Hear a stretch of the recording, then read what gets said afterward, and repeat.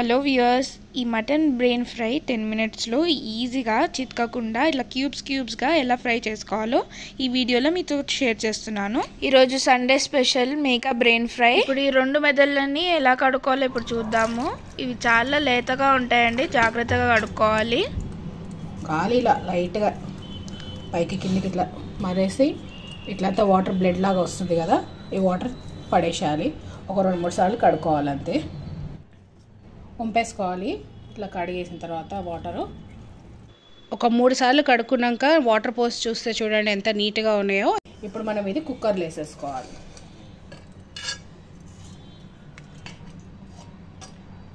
కుక్కర్లో వేసుకొని ఒక చిన్న గ్లాస్ అంత వాటర్ పోసుకోవాలి. కొద్దిగా వాటర్ పోసుకోవాలి, ఇంతే వాటర్ పోసుకోవాలి, ఎక్కువ పోసుకోవద్దు. ఒక చిన్న టీ గ్లాస్ అంతనే వాటర్ పోసుకోవాలి.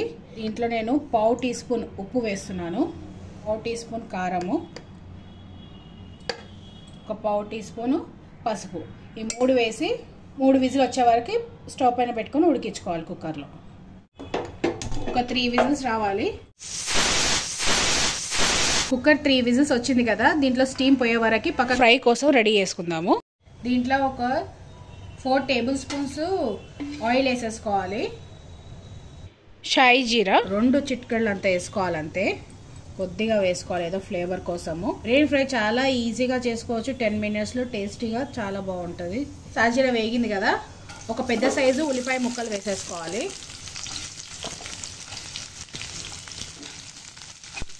ఈ ఆనియన్స్ కొంచెం గోల్డెన్ బ్రౌన్ కలర్ అయ్యే వరకు మనం వేయించుకోవాలి.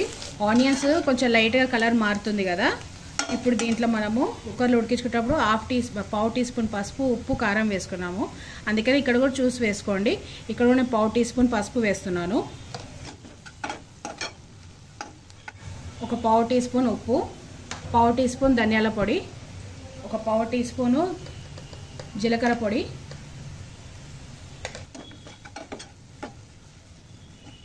దీంట్లో 1/2 టీ స్పూన్ అల్లం వెల్లుల్లి పేస్ట్. స్టీమ్ అంతా పోయింది కదా, ఇప్పుడు లిడ్ ఓపెన్ చేసేసుకుందాము. చూడండి ఎంత బాగా ఉడికిందో. ఇది అల్లం వెల్లుల్లి పేస్ట్, జీలకర్ర, ధనియాల పొడి వేసి వేపుకున్నాం కదా, ఈ పక్కన ఉడికింది కదా, ఇది వాటర్తో పాటు ఇందులో వేసేసేయాలి.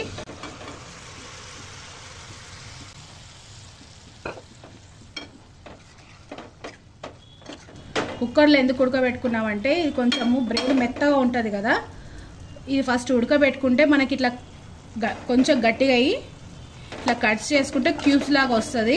లేకుంటే ఇది చాలా మెత్తగా ఉంటుంది కదా, మొత్తం అందులో కర్రీలో కలిసిపోయి అసలు కిచిడి అయిపోతుంది. అట్లా కాకుండా ఇట్లా క్యూబ్స్ లాగా రావాలంటే కంపల్సరీగా కుక్కర్లో ఉడకబెట్టుకోవాలి. అప్పుడు ఇది బాయిల్డ్ ఎగ్ లాగా అవుతుంది, ఇది గట్టిగా కొంచెము.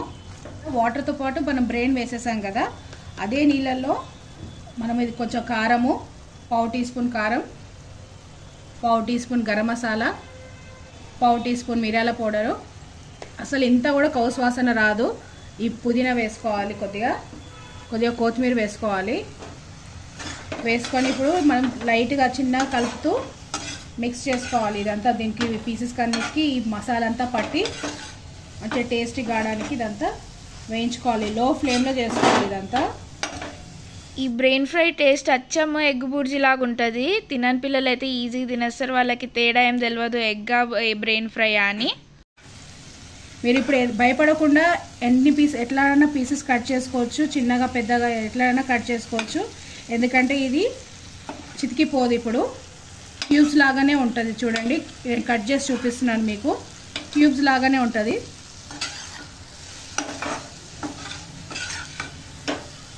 కలుపుతున్నాను కూడా చూడండి ఎట్లా ఉందో, పీసెస్ అలాగే, ఇంత కూడా చితకలేదు.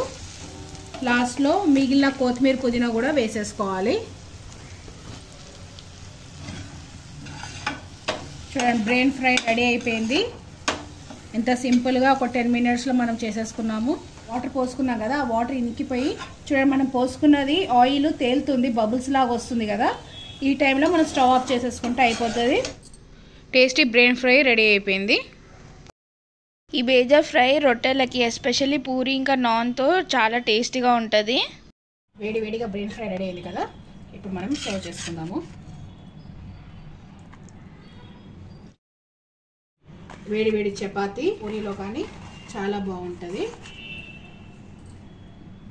చూడండి కుక్కర్లో మనం ఉడికించుకున్నందుకు ఎంత క్యూబ్గా ఉన్నాయో అన్నీ ఇట్లా సాలిడ్గా పీసెస్ లాగా ఉన్నాయి కదా. ఇప్పుడు మనము పూరీతోటి టేస్ట్ చేసుకుందామే. Thank you for watching video.